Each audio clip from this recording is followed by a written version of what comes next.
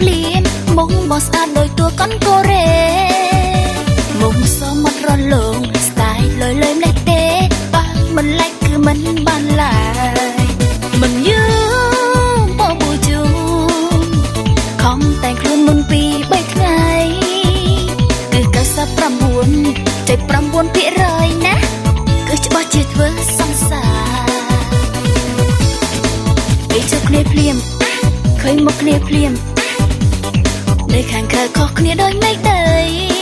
អង្គុយមើលមុខអង្គុយញញឹមមានអារម្មណ៍ថាចង់ចូលចាប់ហើយអាយយជួយខ្ញុំផងកំពុងតែគៀងហើយណា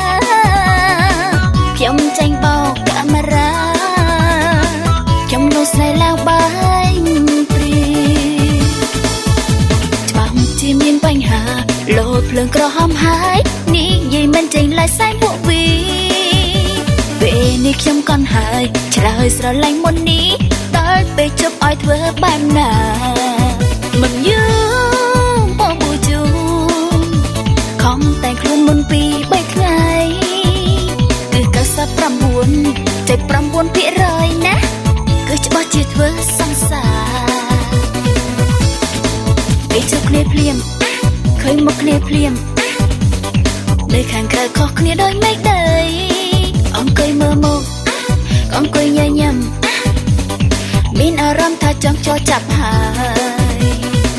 អាយយជួយខ្ញុំផងកំពុងតែគៀងហើយណាខ្ញុំចាញ់បោកកាមេរ៉ា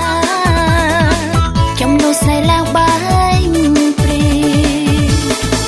បន្លេងទឹកមុខមិនអូនបន្លេងទឹកមុខមិនអូនរឿងមុខមាត់ពេកតិចអត់សងសាទៅ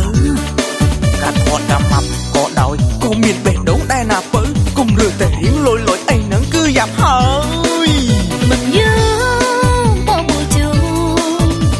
ខំតែងខ្លួនមុនពី3ថ្ងៃគឺ99.9%ណាគឺច្បាស់ជាធ្វើសង្សារ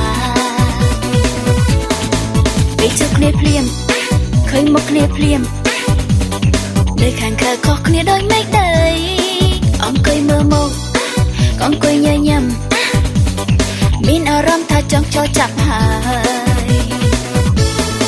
ពេលជួបគ្នាភ្លាមឃើញមុខគ្នាភ្លាមនៅខាងក្រៅខុសគ្នាដោយមេឃដីអង្គុយមើលមុខអង្គុយញញឹមមានអារម្មណ៍ថាចង់ចូលចាប់ហើយអាយយជួយខ្ញុំផង